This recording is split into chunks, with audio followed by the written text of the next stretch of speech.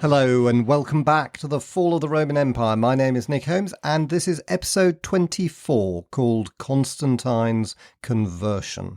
In the last episode we heard about the rise of Christianity and how it grew exponentially in the late 3rd and 4th centuries AD. We talked about why this happened, and to be honest, the answer has to be that no one really knows for sure. But what we do know is that Christianity grew very slowly in the 1st and 2nd centuries AD, and my own feeling is that it was the crisis of the 3rd century that really spurred it on, since it was a time when the value system of the Roman Empire fell apart as war, barbarian invasions and plague devastated it. And this must have meant that people were fed up with the old religions and more receptive to the new ones. And another thing that clearly did appeal to people was that Christianity in its core form is a pretty sympathetic religion. It's based on mercy and generosity, which were values pretty much absent from most of the pagan religions. And in the 3rd and 4th centuries, when it was increasingly clear that the Roman Empire was not the invincible power that it had been during the Pax Romana, Christianity was more in keeping with the times. Indeed, it probably appealed as a source of comfort and consolation during the horrors of the 3rd century. But there was another side to Christianity's success, which was its institutionalization. And what I mean by that is that in the late Roman Empire, it became a big organization and it became very closely associated with the state. And that's the subject of this episode, since we'll look at Constantine's conversion to Christianity, which was a huge game changer and had far-reaching consequences for both the future of Rome, Christianity, and, to be honest, the world we live in today, where the Catholic Church is still a huge institution, in addition, of course, to lots of other Christian churches. So let's look at the subject of why and how Constantine became a Christian. And I warn you that this is a subject of intense scholarly debate. And so fasten your seatbelts and expect to hear the unexpected. Hope you enjoy it.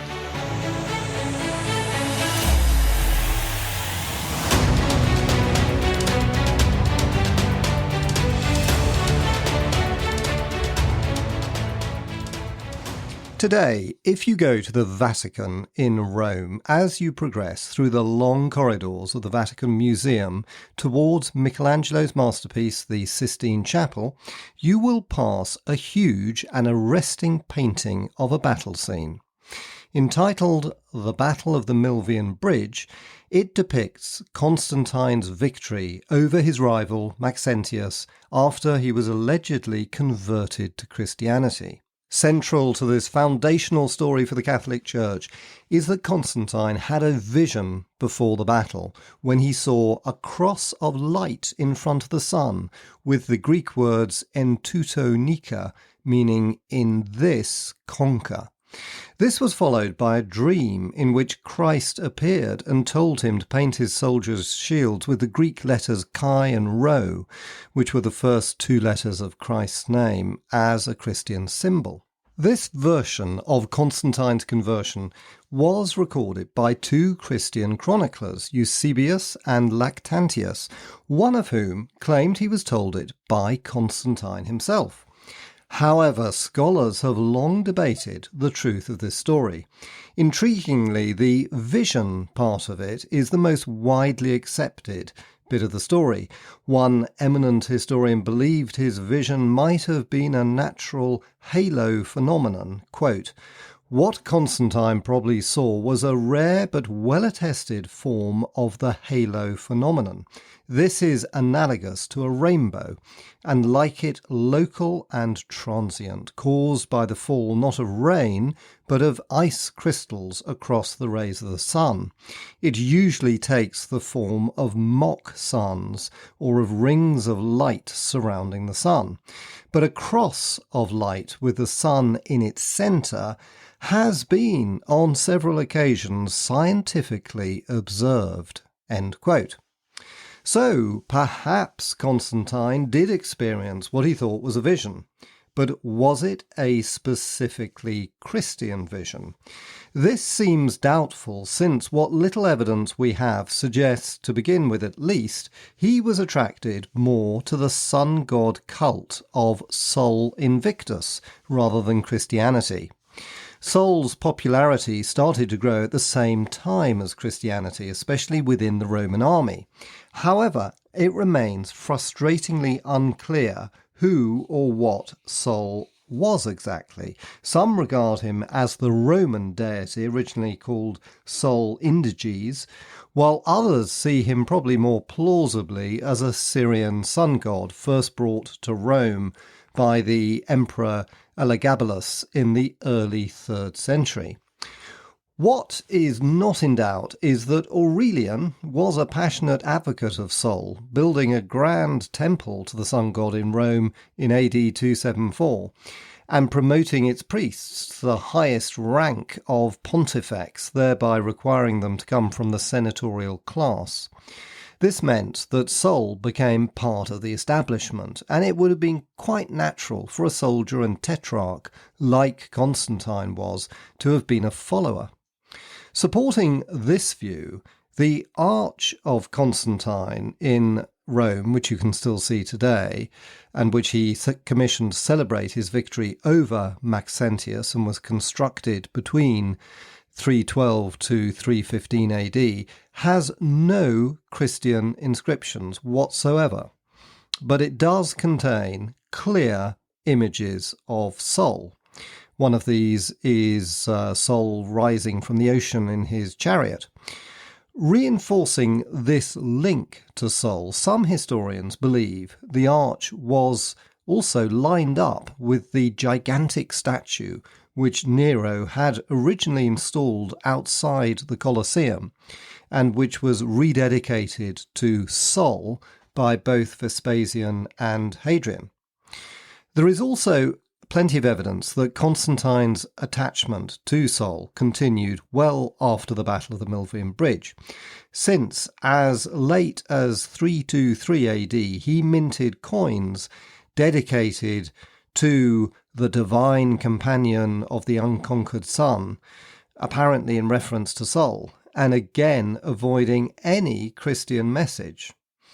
Modern scholarship has also rejected the idea that he built St. Peter's Christian Basilica in Rome, which was probably started, in fact, during the reign of his son Constans.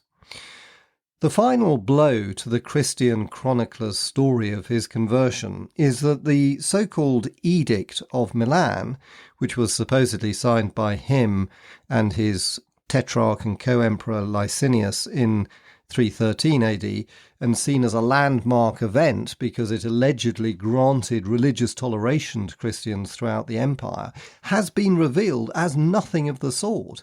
Instead, scholars have proved this document was merely an instruction by Licinius to restore property confiscated from Christians in the Eastern Empire during Diocletian's great persecution.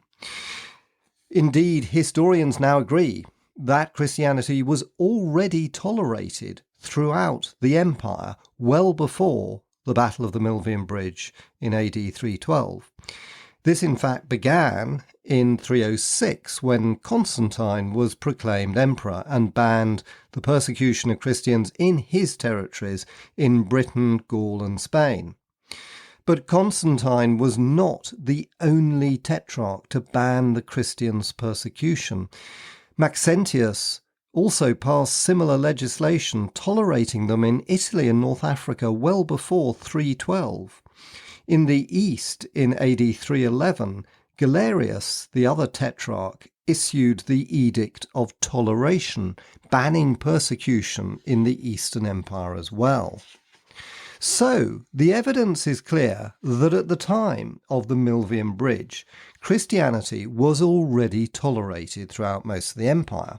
And although he was probably favourably disposed towards it, Constantine was not the Christian crusader that he promoted himself as in later years. So, the question then is, when and why did Constantine truly convert to Christianity?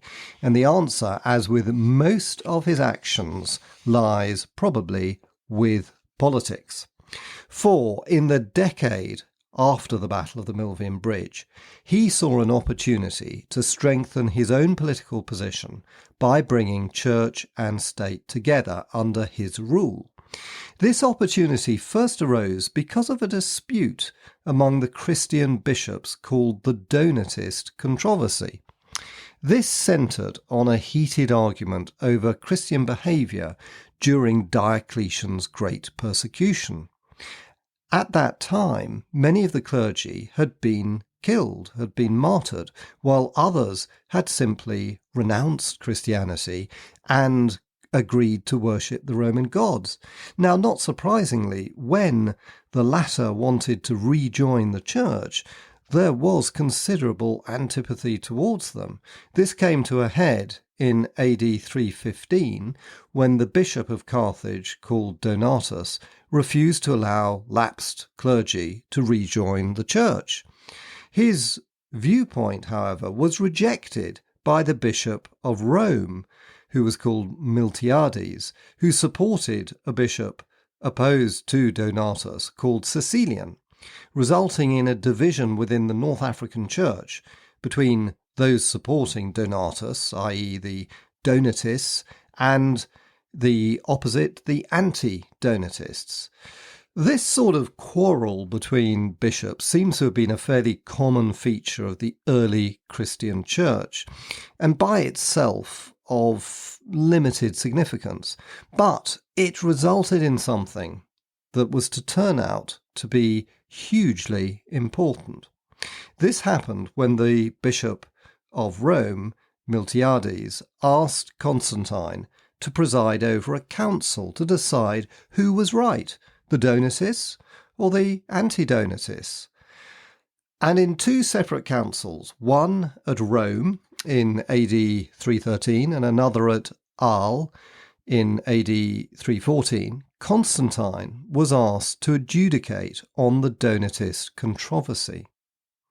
Constantine chose to support Cecilian, that is the anti-Donatist, and in 317 he banned the Donatists, only in fact to go back on his views and then grant them toleration in 321. And because of this, the North African church in fact remained divided for centuries afterwards. But much more significant than Constantine's decision was the fact that he had been asked by the church to decide on its governance. For this made him the de facto head of the church. And this was probably, in fact, what most attracted him to Christianity. Because in the turbulent 3rd and 4th centuries, emperors needed an additional boost to their authority. For example, Aurelian had looked to Sol Invictus to confirm his rule. Diocletian was a bit more conservative and had connected himself with Jupiter, who was, of course, the old supreme Roman deity. Now, when the Christian church looked to Constantine as its secular leader, he was not only flattered, but he saw an opportunity to strengthen his own authority. For even if he was not a god, at least he had his own religion. And after the Donatist controversy, Constantine became more overtly supportive of the Christians, especially after AD 324, when he became the sole emperor after defeating his rival Licinius, and he could then act as the sole leader of the whole Christian church throughout the Roman Empire. And as evidence of this, in AD 325, he made a massively important public statement of his patronage of the new religion by convening the famous Council of Nicaea, which was the first universal, or as Christians call it, ecumenical council of the Christian church, and which represented a turning point for both Christianity and also Constantine's government. The Council of Nicaea was the first attempt to establish an agreed Christian organisation and doctrine.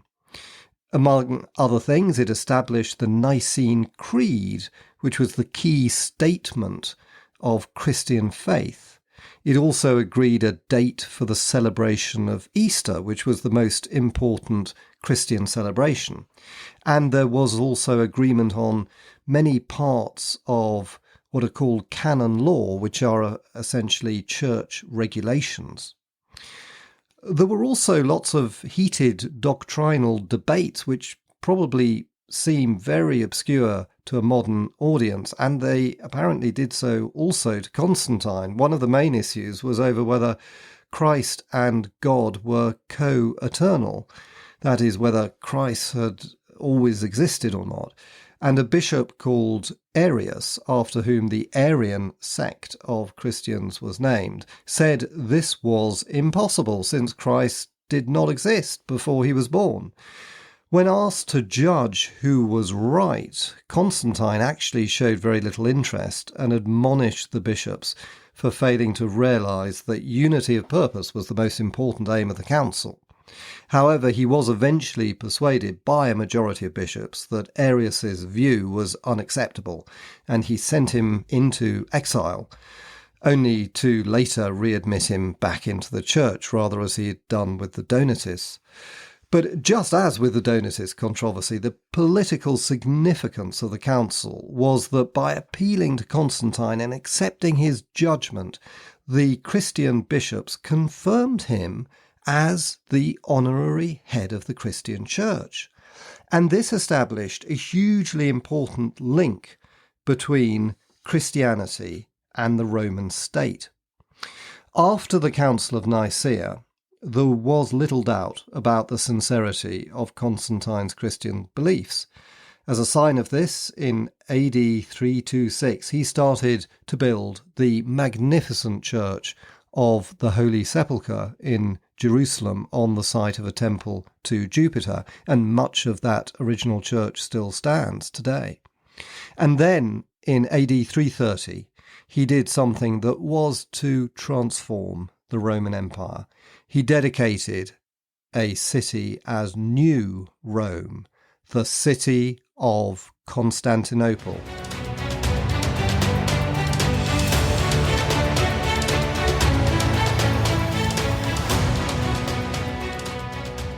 And that ends this episode. Thanks so much for listening, and I hope you enjoyed it. And in the next episode, we'll move on to the next of Constantine's game-changing actions, which was the founding of the city of Constantinople. And I regret to say this will be in 2 weeks' time, since I'm busy publishing a book at the moment called The Roman Revolution, which focuses on the period you've been hearing about, that is, the crisis of the 3rd century and the reigns of Aurelian, Diocletian and Constantine. And I hope to have this out in the next month or so, and I will be selling it on Amazon at a discounted price, so you might be interested in getting it, and I'll keep you updated on how this goes. Thanks for listening, and see you next time.